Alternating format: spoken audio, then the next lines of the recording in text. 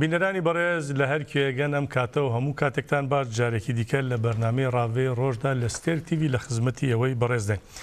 داگیرکاری ڕژێمی تورکیا لە باشووری کوردستان هەڵبەتە لە دوای هەڵبژاردنەکانی سەرۆکایەتی و پەرلەمانی تورکیا درێژەی هەیە کە دەوترا بەڵکو ئەو داگیرکاریەکە لە دەڤەری برا دۆست و سیدەکان دەستی پێکردەوە بۆ پروپاگەندەی هەڵبژاردن بێ بەڵام وا دەردەکەوێت کە داگیرکاریەکە درێژەیە و تا دەشتێ بەرفراوانتر دەبێت. وێڕا ئەوەی کە داخوازیەکی زۆر هەیە لەلایەن پەرلەمانتارانی باشووری کوردستانەوە بۆەوەی کە پەرلەمان کۆ ببێتەوە بڕیارێک لەسەرەوە داگیرکاریە بدا، بەڵام مەخابن دەستەی سەرۆکایەتی پەرلەمانی هەرێم تا ئێستا گوێبیستی ئەو داخوازیانە نابێ، وەک نەدیو لەو بارودۆخەش دەڕوانێکە ئێستا لە باشووری کوردستان هەیە و تورکیا دەستی داوەتە ئەو داگیرکاریە. بۆچی کۆ نابێتەوە ئامادە نییە ئەمە بکاتە کۆبوونەوە بڕیاری لەسەردا، ئەمە جێگەی هەڵوێستەکردن و قسەکردن و ڕاوەکردنە. هاوکات لە بەرامبەر ئەو داگیرکاریەی تورکیادا بەرخودانی گەریلا کە بە شێوازێکی بەرفراوان بەردەوامە، هەروەها ئەو چالاکیانەی بە تایبەتی قەڵغانی زیندوو کە لە باشووری کوردستان لەلایەن گەلەوە بەڕێوە دەبرێن تا چەند دەبوونەتە وەڵام بۆ ئەو داواکاریە. بەگشتیش ئەو داگیرکاریی تورکیا دەستی داوەتێ چ ئەرک و بەرپرسیارەتێک لەسەر گەل هەروە پارت و لایەنە سیاسیەکان فەرز دەکات. ئەمانە دەبنە مژاری گفتوگۆی ئەمشەی من و فەرمان محەممەد ڕۆژنامەوان کە بە ڕێزیان لێرە لە ستۆدیۆ لەگەڵماندا دەبێت پێکەوە ڕاوەیان دەکەین. سەرەتاش بە ناوی خۆمان و ئێوە زۆر بەخێراتنی ڕۆژنامەوان و هاوکارمان فەرمان محەممەد دەکەین. زۆر بەخێر سپاسکەم. کاک فەرمان دەستپێک وەک ڕۆژنامەوانێک کە بەڕێز ڕۆژانە ڕووماڵی ئەو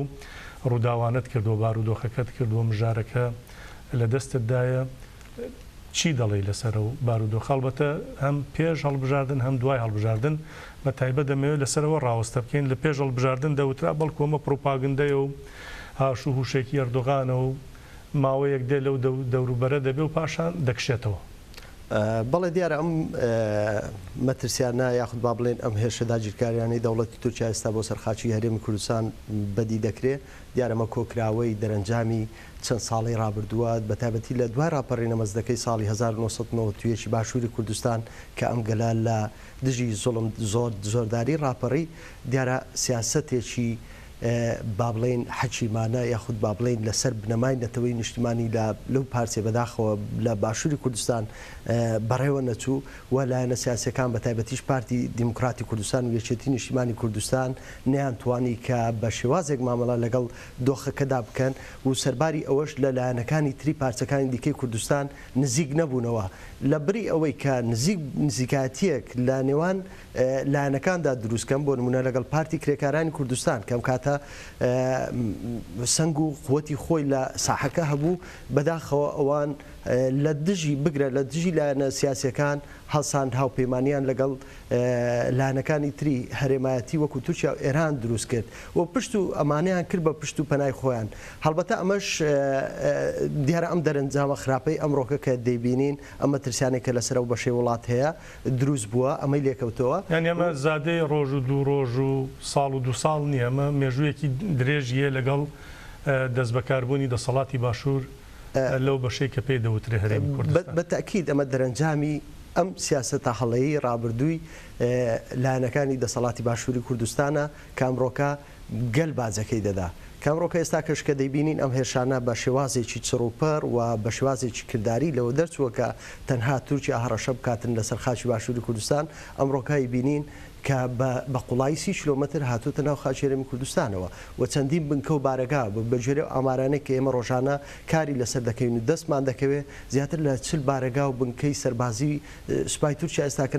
لە ناو خاچی هەرێمی کوردستان بەدی دەکرێت و سەرباری ئەوەش ڕۆژانە لە ڕێگەی تۆپخانەکانی خۆیانەوە هەر ناو خاچی هەرێمی کوردستان بردمانی ناوچە سنووریەکان و خەڵکی گونشینی ئەو ناوچانە دەکەن بە تاکید و دوای نمونە و ڕووداویشیان بەداخەوە ئەم دنیا ڕەشید بوو کە ئێوارەی سیمانگ لە دیەکەی خۆی لە شێوان بەڵێ لە شێوە مەزن شەهید دەکرێت. یعنی ئەمە کە ئەوەی کە لە ئێستا دەبیندرێ مەترسیەکی هەرە گەورەیە لەسەر چارەنووسی گەلی کورد لەو بەشەی کوردستان بوو گرێدراوی پروپاگەندەی هەڵبژاردن نەبوو. ئەمە جۆرێک بۆ نمونە مەسەن کار لەسەرەوە دەکرا بە جددی وەکو پروپاگەندەی هەڵبژاردن بەکاردەهێنرا و بەتابەتی لەلایەن پارتی دیموکراتی کوردستانەوە کە بێدەنجی هەڵبژاردووە سەرباری ئەوەش ڕەوایەتی دەدا بە با بڵێن بۆردمانەکانی سوپای تورکیا و ئەو بانگە شەشی دەکرد نەچیروان بارزانیش دەستخۆشی لێ کردوون بەدڵنیایەوە کە ئەمان پێیان وابوو یعنی نەک پێیان وابوو و بەمەبەست ئەم کاریان دەکرد و دەیانەویست ڕایگەشتی لێ بشوێنن چەواشە بکەن بۆ پروپاگەندانەی خۆیان و ئامانجیشیان لەو پروپاگەندانە جارێشتر دەرچوونەوەی ئەردۆغان بوو لە تورکیا و بۆ هەڵبژاردنەکان ئەم پروپاگەندیان خست بۆ ڕۆژەفی ڕۆژانەی یاخود بەرگوێی هاوڵاتیانەوە ئەمە دەیسەلمێنە خۆستا لە ئێستا مەسەرەن پرسی هەڵبژاردنەکان لە باکووری کوردستان بەسەر چوو لە تورکیا بەسەر چوو ئەو ئەنجامەشیان دەست نەکەوت هەدەپەشکست بێنێ و مەسلەی شکستێنانی بابەتی شکستێنان یاخود سەرکەوتنی هەدەپە ئەمە بابەتێکی جیایە چونکە ئەم پارتە وەکو پارتێکی دیموکراتخواز لە ئێستا لە باکووری کوردستان نەک تەنها بۆ کوردەکان بۆ تەواوی گەلی ئازادیخوازی تورکیا بۆتە جێگای ئومێدێک یعنی ئەمە لە دەسەڵاتی ئاکەپە و مەهەپە و هاوپەیمانەکانی و نمونونەکانی ئاکەپە دەرچووە ئەمە گەل بەڕێوەی دەبا کاتێکیش هەر حرەکەیەک هەر بزوتنەوەیەک و هەر پارتێکی سیاسی و هەر ڕێکخراویەک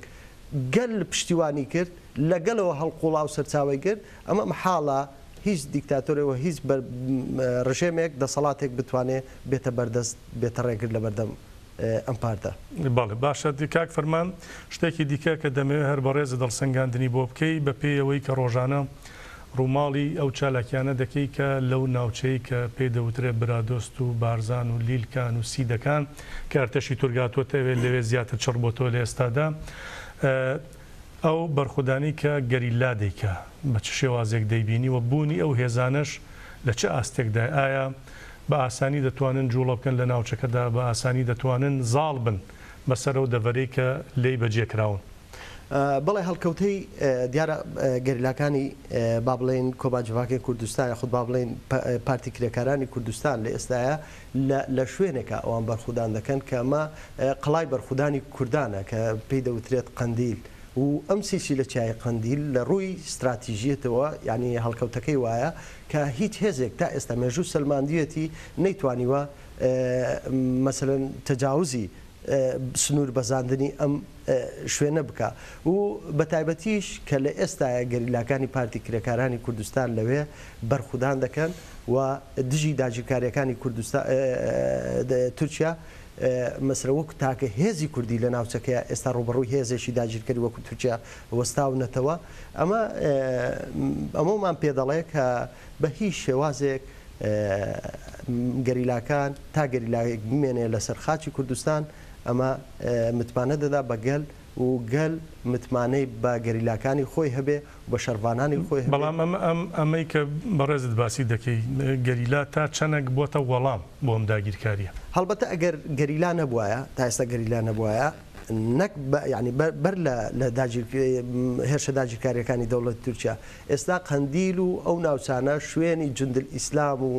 گروپە توندڕەوەکانی هاوشێوەی داعش و هاوشێوەکانیان دەبوو ئەوەی کە لە ئافرین کردیان بێگومان لە قەندیلیش دەکرا دووبارە دەکرایەوە خۆ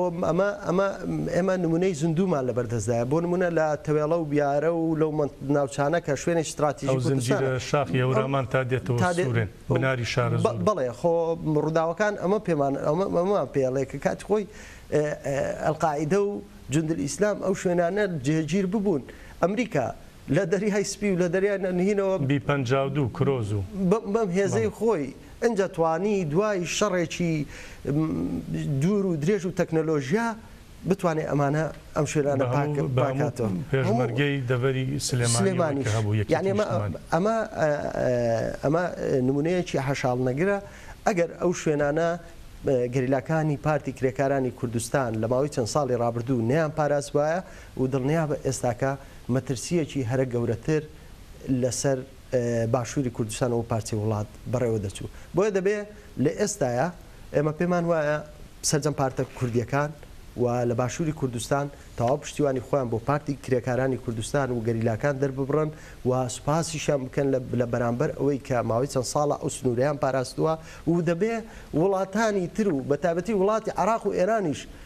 سوپاسی گەریلاکان بکەن کە نیانێشتە ئەو شوێنانە بکەوێتە دەست ئەم گروپانە چکەمانە مەترسیدارن ئەم گروپانە کەوابوو ئەگەر مەسلەی تورکیاش لە ئارادا نەبێت دیسانەوە بوونی گەریلاکانی پارتی کرێکارانی کوردستان لەو دەڤرانە گرنگە بە دڵنیاییەوە ئەگەر بوونی ئەوان نەبووایە لە ڕابردوودا ئێستا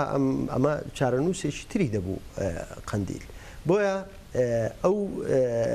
مەسەلەن تا ئێستا کە بە شێوازی لە شێوازان لێدوان دەدرێت لە سەئاستی مەسەلە حکوومەتی عراق و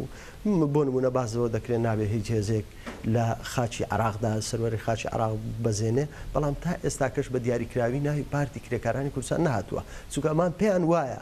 ئەمە پاراستنی ئەو سنوورانە ئەگەر گەریلاکان نەبێ بە هیچ هێزێکی بەدیل ناپارێزرێت لەوتەیەکی حەیدەرابادیژە هاتۆ ینی لە وەڵامی تورکیادا دەڵێ قەندیل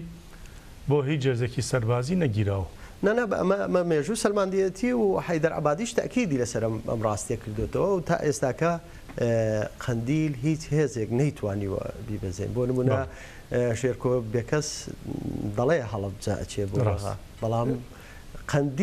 قەندیل ئەم جارە ینی ئیتر ئەگەر وا بڕوە بەو شێوازە ینی دەوڵەتی تورکیا بە خۆیدا نەچێتەوە ئیتر دڵنیا بە کە دێ باشم شتێکی دیکە کە ئەوەیە کە بەڕێز داماژەی پێدەدەین ئێمە بۆ ئەمە نابینی بۆچی گرنگی بەمە نادین بۆچی پارت و لایەنگەلێک یا دەسەڵاتی هەرێمی کوردستان ئەم ڕاستیانە نازانێت لە کاتێکدا من و تۆ لێرە دانیشتوین لەم دوورەوە دەرکیان پێدەکەین خەڵک دەرکی پێدەکە ئەزمون ئەوەمان پێنیشان دەدا کە وەکو بەڕێزت وتت لە ناوچەکانی تری هەورامان و بناری شارە زور و سوورێن ئەو تاقمەچەتانە لێ بەجیەکرابوون ئێستاش هەماش دووبارە دەبێتەوە بەڵام ئەمە بۆ نابینرێت بۆ دەرکی پێناکرێە مەبەست چییەکە لە نەبینینی بەڵێ کاکەندرێ خۆت ڕۆژنامەنووسێکی بە ئەزمموی و ئەزمونێکی تایبەتەوە دیاریشی لە ناو بواری مێدیایی خۆدە واقعانە باش ئاگداری سیاستێک ئەمڕۆکە بەڕێوە دەچێت بە تایبەتی لەلایەن پارتی دیموکراتی کوردستان کە دەوێت بە هەموو شێوازێک بە هەموو شێوازیەکانەوە ڕووی ڕاستەقینەی ڕاستیەکان بشارێتەوە مەسەلەن بە تایبەتی دەوێت کار لەسەر ئەوە بکە و لە ڕابردوشدا کاری لەسەرەوە کردو بەڵام دوجار و سەرنجام ئەمانە چووکە لەسەر بنەمایەکی واقعی نەبوو زانست ڕاستی نەبوو ئەمە با بڵێن نەیتوانی سەرکەوتوو بێ لەم شاردنەوەی ڕاستیەکانە بۆ نمونە من بیرم دێ کاتی خۆی لە تەمەنی هەرزەکاریە دەبێت ئەو نمونەیە بێنمەوە لەبارەی پرسیارەکەتەوە لە تەمەنی هەرزەکاریە من لە هەولێر بووم لە تەمەنی 14 بۆ 13 بۆ 14 بیرم دێ ئەیانوت ڕێکلامێکی وایان بڵاو کردبەوە کە پەکەکە مناڵ ئەفرێنێ کە پەکەکە مناڵ ئەفرێنێ ترسێ لە ناو دڵی مناڵات دروست ببوو کۆڵیان لەوە نەداوە بەردەوام من لەس یعنی ئەمانە پێیان وایە کە بوونی پارتی کرێکارانی کوردستان و حرەکەیە ڕاستەوخۆ دەبێت ئەوان بچنەوە لە ئەسڵدا وانە ئەو هێزێکی کوردیە ئەو هێزێکی نیشتیمانیە ئەو ئێوێ سەررجەم لایەنەکان سەررجەم ڕەنگە جیاوازەکان بە هەموو بیر و بۆچوونەکانەوە هەر لەوەشت دەترسنەوە بڵێ مەسەلەن نمونە ڕۆژاوای کوردستان کە بە نمونە بێنینەوە ئەوە هەر ڕێگەیان نەدا کە مەسەلەن هێزێکی بەدەر لە هێزێکی نیشتیمانی دروست بێ یعنی کەواتە پێویستە ئەمانە ئەو بەو شێوازە لە پارتی کرێکارانی کوردستان نەترسن بۆ ترسن بۆچی ڕێکلام پرۆپاگەندە بە دوایان هەڵەبەستن بەڵام دوجار گەل لە ئێستاە بۆی دەرکەوت کە ڕووداوەکان چین و چێ لە بەرژەوەندی گەلا کار دەکات دەمەوێت باس لە دوایین خاڵ بکەم کە زیندوترین نمونەش دوای ڕووداوەکانی هێرشی داگیرکاری تورکیا لە سێمانجی ڕابردوودا لە ئێستا گەل لەسەر ئاستی باشووری کوردستان لە بادینانەوە تا خانەقین ڕۆژانە سەردانی قەندیل دەکا و دەڕژێت سەر شەقامەکان و بە جۆرەها شێواز پشتیوانی خۆی بۆ گەڵانی زیندووشیان لە قەندیل پێگەێن ئەمە یەکێ لە نمونونەکان. زۆر باشە هەڵبەتە لە بڕۆکسلی پایتەختی بەلجیکا کاک فەرمان کۆنسەی بەڕێوەبەری کۆنگرێ نەتەوەی کوردستان کەنەکە کۆبوونەوەی ئاسایی خۆی سازدابوو. ئەم قسانێکی ئێستای مەکردمان بەشێک لەو کۆبوونەوەدا ڕاوەستەی لەسەر کراوە، هەروە بارودۆخی ڕۆژاوا ڕۆژەڵات باکوور گفتوگۆی فراوانی لەسەر کراوە، ئەنجامنامەشی ڕاگەنراوە با بەشێک لەو کۆبوونەوە ئەنجامنامەیە بزانین چی تێدا وتراوە لەم راپۆرتەدا بینەر و بیسەری بین. کۆنگرەی نەتەوەی کوردستان کەنەکە دوای کۆبوونەوەی ئاسایی خۆیان دەربارەی دوایین گۆڕانکاری ناوچەکە و تایبەت بە پرسەکانی کورد ئەنجامنامەی کۆبوونەوەکەیان بڵاو کردەوە و لە سەرەتاشدا کەسایەتی شێخ سەعید و شەهید زیلان و تەواوی شەهیدانی کوردستانیان با دڵگەرمیەوە بەبیر هێناوەتەوە. کەنەکە پیرۆزبایی لە هەدەپە کردووە و بەهۆی سەرکەوتنی لە هەڵبژاردنەکانی ڕۆژی 24 حوزەیرانی تورکیا و ڕایگەاندووە ئەم سەرکەوتنە کە تیایدا سەرباری شکاندنی بربەستی سەدادەی هەڵبژاردنەکە هەدەپە ژمارەی دەنگەکانیشی زیادی کردووە. کەنەکە ئەمەی وەک دەستکەوت ناوبردووە و پیرۆزباییشی لاگەل کردووە. هەروەها کەنەکە لە بەیاننامەکەیدا مانەوەی ئەردۆغان و هاوپەیمانە شەرخوازەکانی لەسەر حکوم بە بارودۆخێکی خراپ ناوبردووە و ڕایگەیاندووە کە بەمەشەوە بارودۆخەکە ئالۆستر دەکەن و شەڕ بەردەوامی دەبێت. داواشی کردووە کە پێویستە هەموو هێزە کوردستانیەکان و گەلەکەمان یەک هەڵوێز بن لە بەرامبەر داگیرکاریەکانی دوژمنان. دەربارەی بارودۆخی ڕۆژاوای کوردستان و سووریا کەنەکە ڕایگەیاندووە داعش زۆر لاواز بوو و بەرەو لە ناوچوون دەچێت، بەڵام داگیرکاریەکانی دەوڵەتی تورکیا لە ئەفرین و شەهبە مەترسیەکی دیکەیە بۆ گەلی کورد. لەبارەی ئۆپۆزیسیۆنی سووریاوە کەنەکە ڕایگەیاندووە ئەو هێزە لاواز بووە و بەرەو پاشە ڕۆژێکی نادیار هەنگاو دەنێت. ڕاشیگەاندووە ڕژێمی سووریا سەروەرەکانی خۆی لە سەرخاکی سووریا زیاد کردووە. هێزە نێونەتەوەیەکانیش تا ئێستا لە سووریا ماونەتەوە، هەندێکیان خاوەنی بەرنامەن و هەندێکیان بەرنامەکانیان ناڕوونا. بەگوێرەی ئەو بارودۆخە بێت بەڕێوەبەری ڕۆژاوای کوردستان و باکووری سووریا دەبێت هەم خۆی بەهێز بکات و هەم لە ڕووی دیبلۆماسیشەوە هەوڵ بدات دیبلۆماسیەتی فرەلایەن بەڕێوە بات. دەبێت هەرچی زووە دەوڵەتی داگیرکەری تورکیا لەو شوێنانە بکرێنە دەرەوە کە داگیری کردن و ئازاد بکرێنەوە. دەربارەی بارودۆخی باشووری کوردستانی شکەنەکە ڕایگەیاندووە پاشەوەی لە ساڵی ڕابردوودا ڕێفراندۆم ئەنجامدرا تا دێت بارودۆخی باشووری کوردستان بەرەو ئالۆزی زیاتر دەچێت. کەنەکە نیگەرانی خۆی پێشانداوە هەتا ئێستا هێزە کوردەکان بە شێوەیەکی سەرکەوتوانە نەیانتوانیوە یەکریزی ماڵی کورد بپارێزن. ئاماژەی بەوەش کردووە ئەگەرچی لە باشووری کوردستان حکوومەتێکەیە بەڵام بێکاریگەرە و ناتوانێت کێشەکان چارەسەر بکات. کێشەی سیاسی و ئابووری و کۆمەڵایەتی زۆر سەختن و ئەگەر چارەسەر نەکرێن دەتوانن کێشەکان زیاتر ئالۆستر بکەن.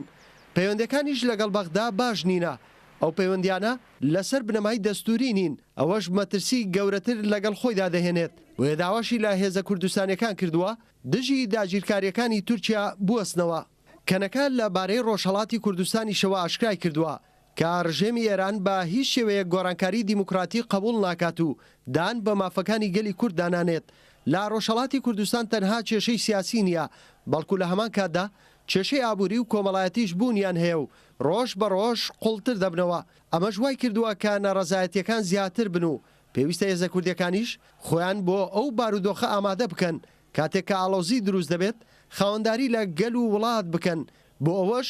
لا سەرەتادا دەبێت یەکێتیەکی ناوخۆیی دروست بێت. لا کۆتایی ئەنجامنامەکەی کەنەکەدا هاتووە گەلی کورد وەک جاران نییە و ئەگەر ئێمە بتوانی ناوماڵی خۆمان ڕێک بخەینەوە ئەگەری سەرکەوتنمان لە هەموو کات زیاترە. کەنەکە ئەم پرسا بە پرسێکی سەرەکی دەبینێت و بۆ هێنانەکایی یەکێتیەکی نەتەوەیی تەواوی دەرفەتەکانی خۆیان بەکاردەهێنێت. بەڵێ بینەرانی بەڕێز ئاماژەوە بەوە بدەم کە میوانێکی دیکەی بەڕێزمان ئێستا گەشتە ستۆدیۆ بۆ لامان کاکتایری کەمالیزادە ئەندامی کۆنسەی بەڕێوەبەری کەنەکە. کاکتایر زۆر بەخێر بێت. ترافیکی بڕۆکسل سەخت و قورسە دواکەوتیت لە بەرنامەکە. سەرەتا پەیامێک شتێکە دەبێ پاشان سەبارەت بۆ ئەنجامنامەی کە ڕاتان گەیاند ئەگەر قسەیەکی زیاتر دەبێت لە سەری بکەی سوپاس دەکەم. سپاس دەکەم دیارە بەڕاستی ئەمە زوو دەست حرەکەن کردەمە ترافیکەکە دا اختیاری مدانە وەکو کەنەکە چارەسەریتان بۆی نییە بۆ نەدەکرا لە زۆر زیانیش ممچینە لە سیستیمە ترافیکی شەندێک غەڵەتکارین کرد بۆی زوو بگەینی ئەمە هەرگەیشتین باش بە هەواڵان ئەو قورسیان نۆستۆ خۆگرت بوو. زۆر سپاسم دەکەم. بەڵێ ئەو ئەنجامنامە کە لە کۆبوونەوەی ئاسایی خۆتاندا ڕاتان گەیان ئاماژەی بە زۆر خاڵدا بۆ ئێمە ئاماژەمان بە بەشێکی زۆریدا بەڵام ئەوەی گرنگ بێ بەلاتەوە لەم بارودۆخە لە ئێستادا چی گرنگە بۆەوەی کە گەلی کورد پارت و ڕێکخراوە سیاسیەکانی ڕێکخراوەکانی کۆمەڵگەی مەدەنی کەسایەتیەکان ئەکادیمیسیەنەکان ڕۆشنبیران لە ئەستۆی بگرن بەرامبەر ئەم دۆخە بەرپرسیار بن. ڕاستە ئەوەی کە باسکرا بەشێک بوو لەو ناڕەحەتیانە بەشێک بوو لەو وەزیەتەی کە ئەلانەکان بۆ ملەتی ماهاتوتە پێشێ ئەمە دیسانیش هەر ئەو گازەندە و گلیانە و ئەو هاوار و ئەو دەردەیە کە خەڵکی ما گەلی ماوە هەموو کەسی کە دڵسۆزی میلەتی مەیە هاوار دەکاکە وەختی وەیە کە یەکتر بگرن وەختی وەیە کە بەرنامەکان و بەیەک خەت و بەیەک ڕێدا بن وەختی وەیە ڕنگ و دەنگ و ببیتەیەک ئەمەشار لەو چوارچەوەیدا دیارە کۆنگرێن تی بە سێ مانگ زارێک دانیشتنی خۆی تایبەتی هەیە ئەمە کۆنگرەی یان دانیشتنی ئاسایی غیر ئاساییشەیە کە جەزاری وایە زووتریش کۆ دەبینەوە بۆەوەی کە بتوانین ئەو مشکلاتەوە ئەو شتانێکە هاتوتە پێشێ هەم بۆدنامەی بۆ دانین و هەم چارەسەری بکەین و هەم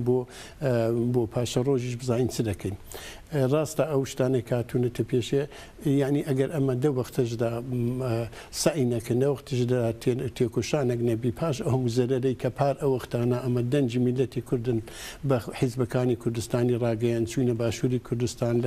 بە هەموو شارەکانی کوردستان وەک باسن کرد لە شار و لە شاخ هەموو پارتیەکانی کوردی شندین حرمەتیشن بۆ هەموو لەهاچی هەیە ئەمە بەداخەوە داخیریشدا دیارە زۆر بوو ئەکسەریەتی خەڵک هاتبوو هەمیشە کۆنگرەی نەتەویدا ئەکسەریەتدا ئەمە دەنهوێ ئەکسەریەتێک بیکە بەڵام ئەنجامێک کێوە دەتانویست بەدەستان ئەو ئەنجامی لازم بوو بەدەست نهاتۆ چونکو لە نوختەیەکی چووکەش داگیرکەران و دژمن ئیستفادە دەکە ئەگەر بزانین لەجێیەکی دەرزەکەیە ئەو خۆی تێداوێ بە جوورێکی دیکە گەورەتر خەراتری بەڕای بەڕێزت هۆکاری ئەو دەرنەکەوتنی ئەنجامە لەو هەموو سەردان و کۆبوونەوە و دیدار و گفتوگەوەکو بەڕێزت دوتر لە شار و لە شاغ لە هەموو پارچەکانی کوردستان بۆچی ینی ئەنجامێکی باش بەدەست ناخرێ بۆچی بە دڵخوازی بەرژەوەندی نیشتمانی و نەتەوەیی بە ئەرێنی ناشکێتەوە بۆمان. ئەو ڕاستیکەوەیە کە ئەمە ئەو کۆشیشەکە دەکەین ئەو زەحمەتەکە دەچێشین بە هەزاران شەهیددا و هەزاران ماڵوێرانی دراوە بە هەزاران دەربەدەری دراوە مەخصوسان پاش پار کرد 16 ئۆکتۆبر کە ئەو مشکلە گەورەن بەسەرداهات ئەو ناڕەحەتیانە کە پێیدا بوو دیسانی ژەمە عیبرەت نەگرین دیسانی ژەمە لە یەک نەبی دیسانی ژەمە دەردی ئەو میلەتەی هاواری ئەو میلەتەی چاو لێ بکەن لە باشووری کوردستان لە باکووری کوردستان لە ڕۆژاوای کوردستان ئەو داگیرکەریە هەیە ڕۆژهەڵاتی کوردستان هاواری برسی و نەخۆش و بێکار و بێ بار و بێ کوشتنی کۆڵبەران و ئەعدام و سێدارە هەموو شتێک دەگۆڕەدا هەیە ئەمە دیسانیش ئەگەر ئەمە هاواری خۆن دەنجی خۆن نەکەینی ئەگەر ڕەنجی خۆن نەکەنی ئەگە و مشکلاتە هەر دەبینیتەوە ئەمە پێم گەلیمە لە هەموو چوار پارچەکانی کوردستان لە هەموو دەرەوەی کوردستانیش دەبینی لەسەر پیانە حرەکەتێکی گەورە دەگۆڕەدا پاش نمونەی گەورەی ئەوەیە بەڕاستی پاش ئەو بەختیە و فەلاکەتی بەسەر میلەتی کوردە هات ئەو موفەقیەتی لە باکووری کوردستان کە کەس فکری نەدەکرد ئەو میلەتە پاشەوەی ماڵی خراپ و ماڵی وێران بۆ دەربەدەر کراوە کوڕ و گوژراوە لە زیندانێکی گەورە زیندانێکی گەورە کراوە دیسانەکانە بۆی کە دژمنی خۆ بناسن دیسان هاتنە مەیدان دیسان کەوا بۆمە دەری دەخە لە ڕووی گەلەوە کێشەنی ئەرک و بەرپرسیارەتی خۆی پێگەێنێ ئەوەی هەیە دەکەوێتە سەر شانی پارت و لایەنە سیاسیەکان بەڵێ پارت و لایەنە پرانسەکانە کە دەبی خۆ دەگەڵ گەل تێکەل بکەن دەگەڵ بیر و باوەڕی گەل تێکەل بکەن دەگەڵ داخوازەکانی گەل تێکەل بکەن یعنی ئەگەر هەر لەسەر ئەو سیستەمەی بڕۆین و هەرکەس بۆ خۆی بی و هەرکەس بڵێ ئەمن و هەرکەس بڵێ پیوابی کاریوی دروستەنا حیزب لە هەموو زیەکی هەنا حیزبی جوراجور هەنا دیارە پیر و باوەڕەکانیان هێندێک جودایەدا مەسایلی ئیدارەی وڵات شتێکی یاسایی ئیدارەی وڵاتە نوعی ڕفتار دەگەڵ خەڵک نوعی ڕفتار دەگەڵ اقتصاد دەگەڵ هەموو جوورەشی دیکەش دیارە سیستمەکە و حیزبەکان فەرقەیە بە ئیدۆلۆژی جوراجور هەیە چەپ هەیە ڕاست هەیە مسلمان هەیە غیر مسلمان هەیە ئەوی دیکە هەرچی بی ئەوانە هەموو هەنا ئەوە شتەکە زۆر دەبی تەبیعیە دەبی هەبی بۆ ئەوانە ببنە بەرپرس لە پێشی یەکتری کە بتوان ڕخنەکان لە یەکتر بگرن شتەکان چاکتر بکەن ئەمە دەیەک شتیدا کە مەسئولەی میلەتی کوردە دەیەک شتدا کە حەقی میلەتی کوردە دەبی ئەوانە دەبی دەیەک سەنگەردا بن ئەگەر لەوێ وە دەرکەون لەو سەنگەرێ ئەگەر ئەوانەی نەهاتنە پێشێ بەڕاستی ئەوە معنای وەیە ئەوە ینی نازانم چ بڵم کەلیماتێکم نییە من وە کۆنگرەی نەتەوی قسە دەکەم زۆر بە زەحمەت دەتوانمەوە شتانەی دەدڵی خۆمدا بێنمە ئەرێ وەڵات چونکە مەکاری کاریمەوەیەکە حتى لەم کانی زیێکاتی پەیداوی و لە هەر شتێکی ناکۆچیەکانە مەکارەکە وەیە من ناتوانین ناکۆچیەکان قوڵتر بکەین بەڵکو دەبینی زیەکتریان بکەیت دەناگلەی زۆرە وەزیەت ناڕەحەتی زۆرە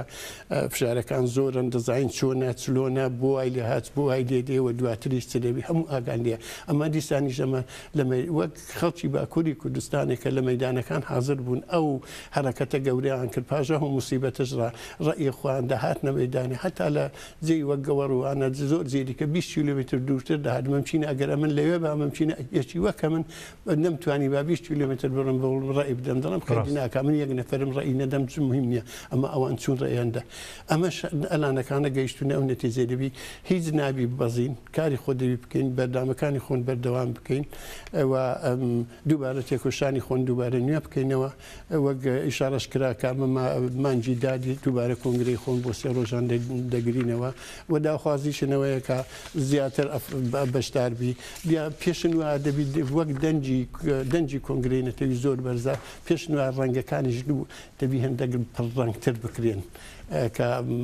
ینی منزورم وەیە کە دەبی ئەو ئەشخاصی کە بەڕاستی دەتوانن کارگەر بن زیاتر دەبی بێنە مەیدانێ ئەو کەنەکە بڕیارتان داوە یانەوە دەبێتە بە خۆداچونەوە بە خەباتی خۆدانە هەموو پارتولایەنەکان دەبی بە خۆدا بچینەوە دەنا ئەمە لە دەوری وانە مسەسەلێکی لە دەوری دایرێکیدا بگەڕێنانی گۆڕانکاریەکی بە وجود بێنین کەسانی دیکە بێنین دیار ئەگەر غەڵەت لە کەنەکەبی دەبی کەنەکە بە خۆی دابستەوە بزانانی بۆ ئەگەر غەڵەت لە من ڕانێ دەبی ئەو ڕاستیەکانە ڕۆناکبیرانی کورکەساین دیکە حیزبەکان ئەوان دیکە بێنە مەیدانی بڵێن بابە مەسلەکە دیسانەکانە هاواری میلەتی کورد لە تەریقی خۆن بگەینە خەڵکی خۆن و حیزبەکانی شاوار بکەن ئەو حیزبانەی کە دیان هەبێ بەڕاستی یەکێتی نەتەوەی پەیدابی ئەوانی شاوار بکەن و ئەگەر لە جێیەکی دەخنەیەکە هێشتەکەیە ناجووریەکە دەبی ئەمە دیسانەکانە بەسنگێکی فراوان قبول بکرێ و کەم و کورتەکان چارەسەر زۆر باشە هەڵبەتە کاک تایر ژمارەیەک لە پەرلەمانتاری هەرێمی کوردستان لە هەوڵی بەردەوامدان بۆەوەی کە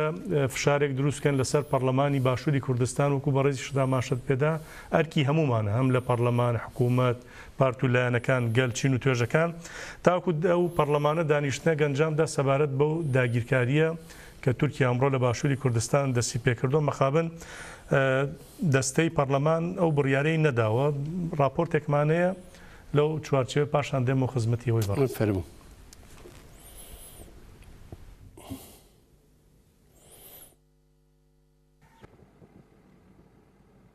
سەرباری بەردەوامی هەوڵی چین و توێژەکانی کۆمەلگا و پەرلەمانتاران بۆ ئەنجامدانی دانیشتنێکی پەرلەمان دژی داگیرکاریەکانی دەوڵەتی تورکیا بەڵام تا ئێستا هەوڵەکان بێ ئەنجام بوونە و سەرۆکایەتی پەرلەمانیش هیچ گوێی بەو داواکاریە نەداوە جارێکی دیکە ژمارەیەک پەرلەمانتاری فراکسیۆنە جیاوازەکانی باشووری کوردستان هەمان داوایان لە پەرلەمانی هەرێم کردەوە بەڵام پێدەچێت ئەم جاریان داواکاریە و پەرلەمانتارانە تەنها لە چوارچەوەی داواکاری نەمێنێت بەڵکو ئەو پرسە لە پەرلەمانەوە ببەنە سەر شەقامەکان چونکە چەند پەرلەمانتارێک هەڕەشەی ئەوە دەکەن ئەگەر سەرۆکایەتی پەرلەمان وەڵامیان نەدەنەوە ئەوە پەنا بۆ شەقام دەبن و خۆپشاندان ئەنجام دەدەن ئاماژە بۆش دەکەن ئەوان بەردەوام دەبن لە گوشارەکانیان بۆ ئەنجامدانی دانیشتنێکی پەرلەمان لەسەر داگیرکاریەکانی تورکیا بەڵام ئەگەر هەر ئەنجامی نەبوو ئەوە پێویستە هاوڵاتیان بێنە سەر شەقامەکان. ئەهدافەکانی تورکیا ڕوونن کە پێچوانەی بەرژەوەندی نیشتیمانیەکانی خەڵکی کوردستانە ئێمە وەکو پەرلەمانتاران زیاتر لە نیسابی ژمارەی یاساییش یاداشمان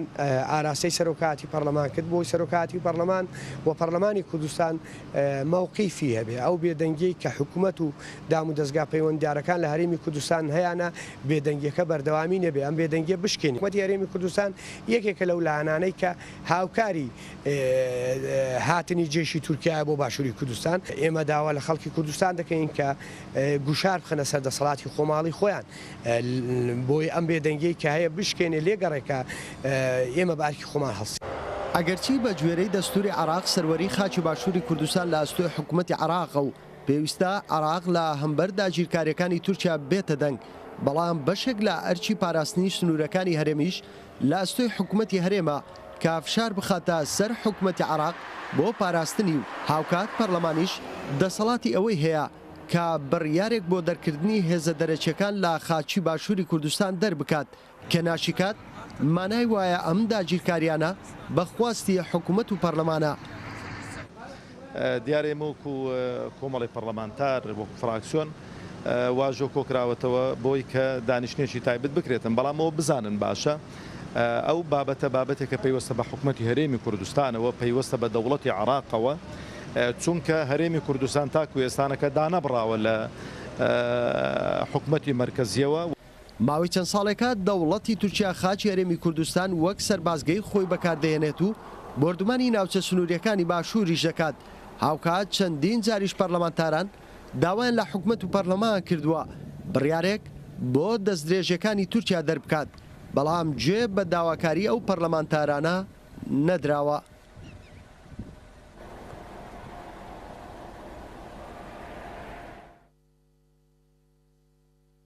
کاک فەرمان گوێمان لەو راپۆرتە بوو، من ئەوەی بەلەحمنەوە سەرنجڕاکێش بوو ئەو بەڕێز ڕزگەیی دەڵێ حکوومەتی هەرێمی کوردستان بەخۆی هاوبەشە لە هێنانی سوپای تورکیا. شتێکی دیکەش کە پرسم بۆچی دەستەی پەرلەمان وەڵام ناداتەوە، ینی بۆ دانانیشە بۆم مەسەلە گرنگە کە بەشێک لە خاکی ئێمە داگیر کراوە، ڕۆژانەش خەڵکمان شەهید دەکرێت لە هەر وڵاتێکی دیکەی دنیا بێ پەرلەمان دەیکاتە حەشر بە تایبەتی دەستەی سەرۆکایەتی. بەڵێ بەداخەوە دیارە پەرلەمانی کوردستانیش وەکو دەستگایەکی با بڵێ یاسادانان و یاخود با بڵێن دەستگایەکی سربەخۆ لە هەرێمی کوردستان پێناز نەکراوە. ئەویش هەڵبەتا ڕنگدانەوەی حزبە دەسەڵاتدارەکانی لەسرە. بۆ نمونە پەرلەمانی کوردستان لە کوێی دنیا هەیە سەرۆکی پەرلەمانەکەت مثلەن بنێردرێتە ماڵەوە، ینی کەواتە پەرلەمانی کوردستان ئێمە پەرلەمانی هەرێمی کوردستان کە ناومان لێناوە پەرلەمان وەکو دەستگایەکی حزبی سیر دەکرێت. من خۆم یەکێک بوومە لەو ڕۆژنامە نووسانەی کە لە خولی ڕابردووی پەرلەمانە 4 ساڵ لەوێ کارم کردووە لەگەڵ پەرلەمانتارەکانە و لەو کاتەدا چەندین یاداشتیان کۆ کردوتەوە کە نیساب یاسایی و ژمارە یاسایی تێپەڕاندووە کە بە گوێرەی پەیڕەوی ناخۆی پەرلەمانی کوردستان لە 13 پەرلەمان زیاتر کە داوای هەر دانیشتێک بکات بۆی هەیە پێویستە سەرۆکاتی پەرلەمان گوێ لێ بگرێ و دانیشێ بەتابەتی لەسەر پرسە چارەنووسازەکان پرسێکی وەکو هاتنی سوپایەکی داگیرکەری وەکو تورکیا لە خاچی هەرێمی کوردستان. دیارە چەندین جار ئەو داوایە ڕوبەڕووی سەرۆکایەتی پەرلەمان کراوە لە خولەکانی ڕابردووش، بەڵام سەرۆکایەتی پەرلەمان گوێ لێ نەگرتووە. وەک بەڕێز کاقادر ڕزگەیی دیارە خۆی یعنی ڕاستیەکەی وت هیچ شتێکی نێشتەوە بۆ وتن. ئەو زیاتریش ئاگدارترە و بەتابەتی لە کۆبنەوە نهێنیەکانی نێوان لایەنە سیاسەکان، چونکە خۆی جگەلەوەی کە مەسەلەن لە باشووری کوردستانە موقع ئێتێکیە پەرلەمانتارە دواتر نوێنەری گەلە و ئەو زیاتر لە ئێمە دەستی دەگا بەسەر چاوەکان و نهێنیەکان. ئەو ڕاستیەکی زۆر جوانی ئاشکرا کرد کە حکوومەتی هەرێمی کوردستان خۆی هاوکار بووە لە هێنانی بڵێ لە هێنانی سوپای داگیرکرد بۆ سەر خاچی هەرێمی کوردستان و لە هەمان کاتیشدا حزبەکەی کاک قادر ڕزگەیی کە یەکێتی نیشتیمانی کوردستانە بەشێک لە بەرپرسانی وانیش کە خۆشیان بەشێکن لە حکوومەت، بەڵام ئەو ڕاستیان ئاشا کردو دەڵێن پارتی دیموکراتی کوردستان زەمینە ساز بووە بۆ هێنانی با بڵێن سوپای داگیرکرد، بەڵام هەموو ئەمانە نەیتوانیوە ببێ بە چەترێک یاخود با بڵێن دەنگێک کە لە باشووری کوردستان کە ئەمڕۆکە بووە بە ماوەی چەند ساڵێک بوو ینی ئەو بوو بە هیوایەک بۆ پارچەکانی دریش نیانتوانی ئەو دەنگە کۆ بکرێتەوە و یەکگرتنێک بە تایبەتی لە ڕێگای کۆنگرەی نەتەوەییەوە ئەم دەنگە بەرامبەر بە دژمنان بەکار بهێنرێ و هەر یەکە دەکرێت بڵێن ئەم سیاستی ئێستا لە هەرێمی کوردستان بەڕێوە دەچێت بانێکە و دوو هەوایە ینی بۆ نمونە ئەوەی کە یەکێتی نیشتیمانی کوردستانیش باسی دەکا و لەگەڵ ڕێزم بۆ بەشێک لە بەرپرسانی ناویەکێتی بەڵام دوجار جێگری سەرۆکی حکوومەتی هەرێمی کوردستان پشتی یەکێتی نیشتیمانی کوردستانە ئەم هەڵوێستانە زۆر شەرمنانە دەبینین کە لەلایەن لایەنە سیاسیەکان بە تایبەتیش یەکێتیەوە کە ئەمڕۆکە خاوەنی هێزە لە باشووری کوردستان و دەسەڵاتی هەیە پارەی لەبەردەستە و لە جومکە ئەساسیەکانی بەڕێوەبردننی وڵاتدا بەشدارە پێویستە هەڵوێستی جددی هەبێ نەک بێت و لە ڕاگەاندنەکان وەکو ئێمە قسە بکە چکە و خۆی لە مەوقعی بەرپرسیارەتیە پێویستە بەڵام ئێمە سەرباری ئەوەش هەوڵ و با بڵێن هەڵوێستی بەشێک لە پەرلەمانتارەکان بە بەرز دەنرخێنین بۆ نمونە نمونەی وەکو کاک قادر ڕزگەیی نمونەی وەکو کاک سالار مەحموود کە ئەندامی بەرەی نیشتیمانی گەلە یعنی ئەم بەرەیان کە ڕاگەیاندووە لەو کات و ساتەدا سنگ و قورسایی خۆی هەیە دەکرێت بڵین ئەمە یعنی جۆرێکە لە هەڵوێست لەو هەڵوێست بوێرانەی کە ئەمڕۆکە لە ساحەکە پیشیاندا دراوە ئێمە دەبێت تەقدیری ئەوانە بگرین و لێرەدا بە تایبەتی کە نوێنەری کەنەکە مامۆستا لێرە ئامادەیە پێویستە کەنەکە بکرێ بە مەرجعیەتێک بۆ لایەنە سیاسیەکان و لە کەنەکەەوە بڕیار دەربچێ لەسەر پرسە چارە نووسازەکان نەک بێت و لەسەر پەرلەمانێک بەداخەوە من کە ناوی لە ڕۆقانونیەکەیەوە پێی دەوترێت پەرلەمان بەڵام من پێی دەڵێم دەستگایەک و بارەگایەکی حزبی کە چەند ساڵە لەلایەن بەڵام دیسانەوە دەستکەوتی ئەمەی گەلی ئەمێ لە باشووری کوردستان دەبێت بگەڕێتەوە سەر ڕێڕەوی ڕاستەقینەی ئەمە بە دڵنیاییەوە هەوڵیشی بۆ دراوە هەوڵیش دراوە هەوڵیش دەدرێ و ئەمە شتێکی کاتیە کە ئەمڕۆکە ئێمە پێی دەڵێن دەستگایکی حزبی وەکو دەستگایکی حزبی پێناسی باش کاک تایر ژمارەیەک لە پەرلەمانتارانی کوردستان دژیە و داگیرکاریان نمونەشیان و ئاماژەی بە یەکدوانێکیاندا هاتوونە تێرە ئەوروپا دەگەڕێن وڵاتان پەرلەمانەکانیان سیاست مەدارەکانیان حزبەکانیان ڕووی ڕاستەقینەی ئەو داگیرکاریە دەخەنە ڕوو و داواش دەکەن کە ئەوروپا وڵاتانی دنیا هاوکاری باشووری کوردستان و هەرێمی کوردستان من لە پێشخستنی دیموکراسیەت بەڕێستت هەڵسەنگاندنت بۆیان چیەوە پێشنیار و تێبینیشت چیە لەسەر و دۆخی کە بە تایبەت لە پەرلەمان هەیە ئەم پێما کارێکی پیرۆزە و پارلەمانتارانە دەیکەن کە ئەوانەی کە تێکۆشانیان هەیە بۆ ئەوەی کە ئەو داخوازی گەلی کوردوە ئەو پارلەمانە بوویتە پارلەمانێکی کە هەموو لایەکە ئومێدن پێ بۆ هیوادارین ئومێدیشن هەروە پێوە مابی ئەمە دیسانەکانەش لێرە من دەڵێم ئەو پارلەمانتارانی کارتونێت ئێرەم ئەوەندی ئاگام لەوی ئاگاو دەست زۆر جێچوونە زێر زیاندیوە ئەمە دیسانیش هیوادارم ئەو شتانی کە داخوازیەکانی خۆیان نیسبەت بە داگیرکەرانی کوردستانی دامکردبینەوە شتەچیان کوتبی دەوێ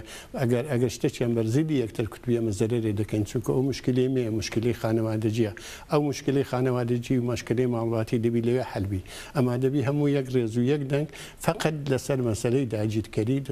داگیرکەران قسە بکرێ هیوادارم هەرواشیان کردوبی و هەرواشیان کردووە هەمیدوان ڕاستە ئەوەی بەحث کراکە باسی کۆنگرس کرا کە دەبی شتێک کاکە فەرمان باسی کرد ئەم پێما حیزبەکانی کوردستانی بەڕاستی من ئەگەریم لەبەر لێنە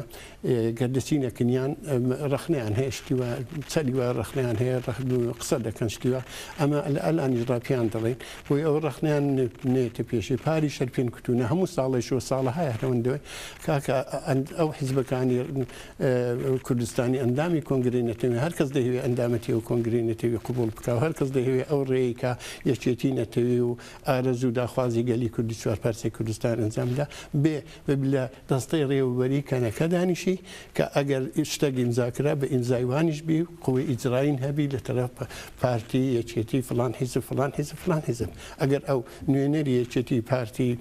پەرژاکی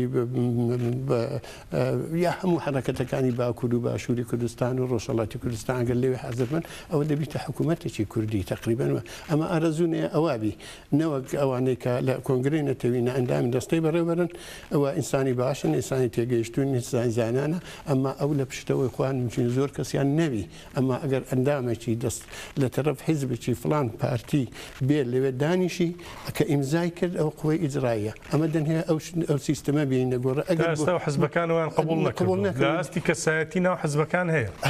زۆر لە ئاستی بڕیار بەدەستی ناو حزب ئەمە داخوازین ئەوەیە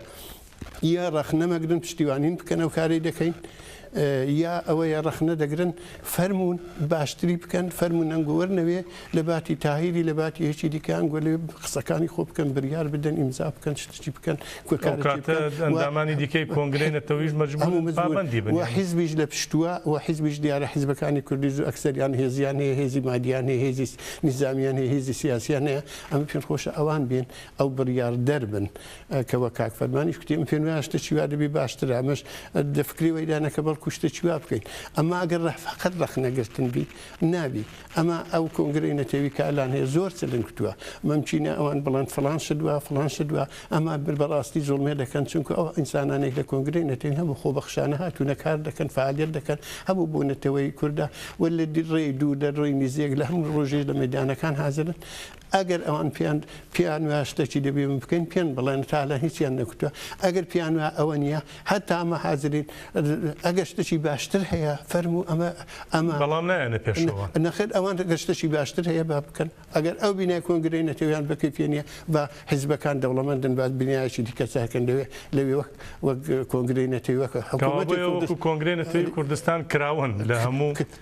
هەموو بوارەکاندا بۆ کارکردن لەگەڵ پارت و لایەنە سیاسەکان بە ئاراستە چوون بەرەو کۆنگرەی نەتەوەی یەکێتی نەتەوەی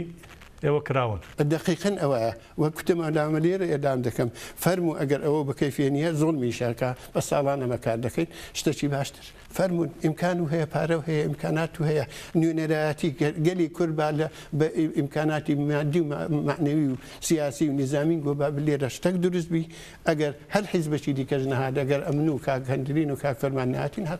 هەر لێش یاخود وەرن دانیشن لە کۆنگرەدا بڕیار بدەن ئەگەر کێ قبولی نەکرد بڕیارەکە کاتە وەرنە دەرەوە بڵێن و قبولی ناخر ناتوانانی ئەگەر بڕیاریان داوە حیزبێکیان لە پێش یەکێتی نیشتمانی بڵێن یا هەژاگ یا بڵێن هەر پارتیەکی دیکە بڵێن پارتی دموکراتەکە لەوێ ئیمزای کردو حیزبیدا دیارە هێزێکی دەپشتە قووەتێکی دەپشتە قووەتی نظامی سیاسی مادی هەموو شتێکی دەپشتە ئەوەختی کارەکان ساتر دەستنە پێشێ ئەمە بەو ئیمکاناتی کەمی کە هەنا ئیمکاناتێکی ژنی هەر کەس خۆبەخشانە کار دەکەیت ئەمە دەی مەمنونی مەبن مەمنونی ئەو خەڵکەی بن بە ساڵانە جێک و مەکانێک پەیدا بوو کە عالم شایی پێ عالم ئەمە قسەی خۆ دەکەین دەنجی خۆ بڵین دەکەین سەر بە هیچ حیزب و سازیەکی دیکە نینە حیزبی حاضریشین هەموو حیزب و سازیەکانی کوردی بە هەموو چەپ و ڕاست و بە ئیدۆلۆژی جودا بە مەسەبی جودا لێدا دەنیشن ئەمما یەکشتیدا مەبایەک بین مەسلەی نەتەوەیە مەسلەی و بەدبەختی میلەتی خۆنە ئەلان بەڕاستی هەموو ڕۆژێک دەردن زۆر دەبین ڕەحەتین زۆر دەبی ئەلان وێستاکانە لە ئەفرینە نەجاتی نەبووە تووشی باکووری باشووری کوردستانی شاتوونە مەسلەی ڕۆژەڵاتی کوردستان وێرانی ژوات وەزەکە شێواوە بۆ پاشتریش مەسەرم بۆ ڕۆژهەڵاتی کوردستان دەی فکر بکەنەوە لە ئەلانیش لە کوردەکانی ڕۆژهەڵاتی کوردستان داوایان لێ دەکەم ئەگەر سبینێدا گۆڕانکاریەک ببی ئەگەر بەو جوورەی بن دیسانەکانە باوەڕ بکەیت تورکیا تا ورمێوە تا ئەتا بانکۆەوە نەش دەگری وەختەی ئەفرینی گرت و هات باکووری کوردستانی هات ئەوێش بە ئەنوانی مەسەلەی ڕاستە سبێنێ ژەگەر ئەزمموی باشوور یا ڕۆژاوە لە ڕۆژەڵاتیش دووبارە بێتەوە کاتەش هەڵێ ورمیە و نازانم هەموو شتێکی تا هەمان بیان و دووبارە ئازەربایجانی غەربی هەمووی نوێ پاشا بووە بە ئێستا ڕێچارە بکەن دەگەڵ سیستمەکی ینی پێکەوە پێک بێن دەتوانن شتێکی باشتر و ینی شتێکی بەر نەتەوەکانی ئێرانیشان دەکەنە ئەمە دەنوێ ژیان بکەین ئەمە دژمنی کەس نینە دەنوێ ژیان بکەین وەکو هەموو ئینسانەکانی سەرەوەرزە بە حەقوقی لەسەر خاچی خۆشین لەسەر خاچی یەکەچی دیکەنینە. ڕاستە سپاس لە خولەکێک کەمترم ماوە با دوایین پەیامی تۆ وەربگرین کار فەرمان کۆتایی بەرنامەکە نزیک بووینەتەوە. بەڵێ لە کۆتاییدا من دیارە ئەوە لای ئێمە گەڵاڵە بووە پێمان وایە کە هەموو ئەو مەترسیانەی لە چەند ساڵی ڕابردووە بە تایبەتی لە ئێستاە لەسەر گەلی کورد بەگشتی لە هەر چوار پارچەی وڵات دەگوزارێ دەرئەنجامی سیاسەتی هەڵەی لایەنە سیاسەکانە و پێویستە لە ئێستاە هەمویان دەنجیان یەک بخەن و مێژوو دووبارە نەکەنەوە جارێشتر و لە ڕێگای کۆنگرەی نەتەوەیەوە بیکەم بە مەرجع بڕیارەکان لەلایەن کۆنگرەی نەتەوەیەوە دەربچێ و ئەم یەکێتی نەتەوەیە پێک بهێنرێ ئەو تەنها ئەو یەکگرتنەی کوردان ماوەتەوە بۆ ئەوەی کە کورد بگاتە قۆناغەکانی و نەگەڕێتەوە دواوە. زۆر باشە بەڕێز تایری کەمالی زادە ئەندامی کۆنسەی بەڕێوەبەری کەنەکە زۆر سپاس دەکەین هەروە کاک فەرمان محەممەد ڕۆژنامەوان و هاوکارمان زۆر سپاسی بەڕێزیش دەکەین سپاس بۆ شرۆڤەکانتان بۆ سنگاندەکانتان بۆ سەرنج و پێشنیارەکانتان بینەرانی بەڕێ زۆر سپاسیەوەش دەکەین کە تام ساتر لەگەڵماندا بوون تا بێگەشتنەوەیکی دیکە هەر شاد و بەختەوەر بن.